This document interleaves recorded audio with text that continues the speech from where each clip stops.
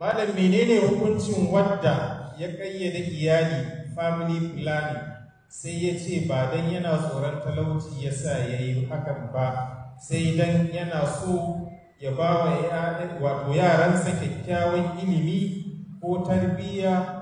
To malam, shin wannan hujjar ta isa mutum ya yi hakan? Bisalam, a sha ruwa lafiya. Sako daga Jafar Jabir Zago, Jigawa State.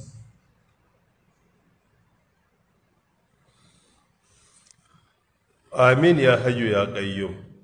Ina fatan abin da ka faɗa a tambayan haka ne, cewa ba don tsoron talauci ba.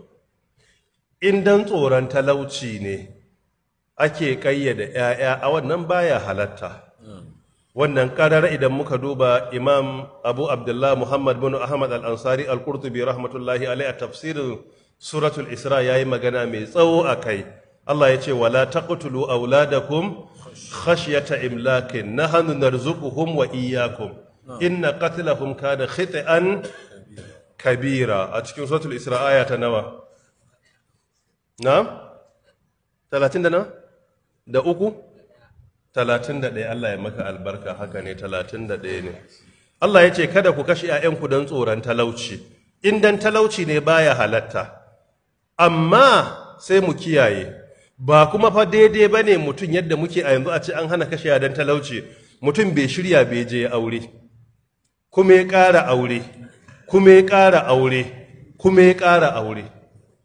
Idan ka je wasu ƙauyukan mu za ka ga mutum bai wuce shekara 35 matansa 4 kuma bayi da sana'ar da yake yi.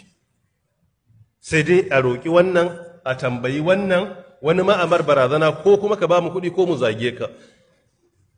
Da haka yake so ya riƙe 'ya'yan kuma wai su yi albarka. Addini ba haka ya karantar ba. Iyaye mu kiyaye, musamman a arewa, kada yaro ya yi aure bai shirya wa aure ba.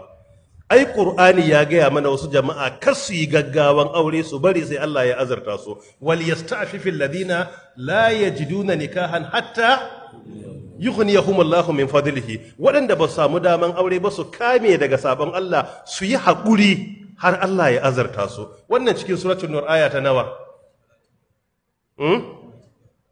34? Dawo baya, okay, da 33. Allah ya maka albarka, zai zama da 3, haka ne. Da ka ce da 4 ko? 34 ne Malam Ibrahim Sale, kana kokari sosai, Allah ya albarka. 33 ne. Allah ya ce a haƙura, kuma hadisai da dama fiye yin halitta ga su daidai wa sahabbai wa'azi, wanda bai samu daman aure ba yayi haƙuri har sai Allah ya azarta shi. Don haka yaro kada ya aure sai iya da sana'ar da yake yi, ko ya kama mutuncin kansa iya noma, ko ya samu wani aiki da ake ga aikin zai taimaka ya rike iyali. Ba tawakkali bane yaro karami ya hada mata 4, mata 3, mata 2, mace 1, bai da sana'ar da yake yi, bai da hanyar neman abinci, babu kasuwa, babu sana'ar hannu, babu noma, babu aikin gwamnati, babu aikin kamfani. Ba haka addini ya karantar ba. Tun a zamanin sahabbai ma da rayuwar ba ta da tsada irin yanzu, annabi zai ce mutane ku yi haƙuri har sai lokacin da Allah ya baku. In ba za ku iya kamiya ba, kuna da bukata ku rika yin azumin nafila. Wannan duka bai ishe mu darasi ba? In tambayar da kai ta gaskiya ce cewa ba dan tsoron talauci ba ne, wannan idan muka duba cikin majmu'un fatawa, musamman ta haƙiƙi na Sheikh Shu'ayyir, inda ya jama'a na fatawoyi na Sheikh bin Baz, Abdulaziz bin Abdurrahman bin Abdullahi bin Abdurrahman bin Baz rahimahullah, a mujalladi na 21 yayi magana akan fatawoyin da ya amsa na wurin da ya halatta ayi abin da ake cewa tanzimul usra, ba wai tahdidun nasl ba. Tahdidun nasl shine family planning, shi wannan ba a goyen baya sai dai akwai dalili na jinya. Amma tanzimul usra kuma shine child spacing. Child spacing kuma shine ba da tazarar haihuwa. To ba da tazarar haihuwa ya halatta a wannan hali na tarbiyya, idan uwa ba za ta iya ba ko yara sun fara mata yawa, ya halatta irin wannan uzuri din a yi child spacing, a rika ba da tazara tsakanin 'ya'ya. Kaman a namba na 394 da 395 da 396 duka bin Bas rahimahullah ke cewa wannan ya halatta a yi shi. Babban dogaronsa shi ne hadithi na Jabir bin Abdullah radiyallahu an, wanda yake cewa kunna na'zilu wal qur'anu yanzil. mun kasance muna yin azalo a mu'amala da iyali, ƙur'ani yana sauka kuma bai hana mu ba. Hadithin iya sahihu Muslim hadithi na 1440 sai ce muna yin azalo, ƙur'ani yana sauka amma bai hana mu ba.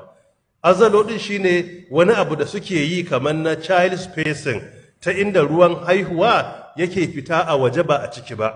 To anan sahabbai suna yi kuma Qur'ani bai hana ba, manzon Allah bai ce a bari ba. Da wanda ake cewa spacing tazara haihuwa yana halatta don tarbiyyar 'ya'ya, don a tabbatar an ba su tarbiyya, saboda a musulunci ana damuwa da quality ne ba quantity ba. Ɗaɗe kwakwara lafiyayye mai imani ya fi haihuwar yuyuyu 30 na waɗanda suke ainihin yan kidnappers ko abin da ya kama da haka. Ɗanka ɗaya na ƙwarai ya fi ka haifi kidnappers 30, ya fi ka haifi bandit 30 da suke kama mutane, suke sace su, suke yanka, suke kashe wasu, suna karɓan kuɗi. Ƙwaya ɗaya ya fi. Shi a musulunci ana son quantity, amma kwantitin da ke da quality. Amma kwantitin da babu quality, to quality ɗan kaɗan ya fi kwantitin. Muna tsangaya a wata karin magana da almajirai suke yi, amma ba wai na yadda da ita ba ne. Muna da wani almajiri da ya iya magana, wani gardi ne, ba zan kira sunansa ba don yana rayu ma har yanzu. In ya ga abu an kawo ɗumame sai ya ce yankan nama ɗaya ya fi tirelan ɗumame. Wato wai yankan nama guda ɗaya ya fi a ba da tirelan ɗumame. Amma ban yadda da haka ba na yadda ba ne. Kawai abin ne faɗo mini. So da haka abin da ake so shine in za mu yi quantity, to quantity dole ya zama akwai quality. Amma in babu quality, to mu ɗan kaɗan mai quality ya fi inganci. Da haka sai mu kiyaye. Wallahu ta'ala a'alam. Yau dai kan kun cinye lokaci.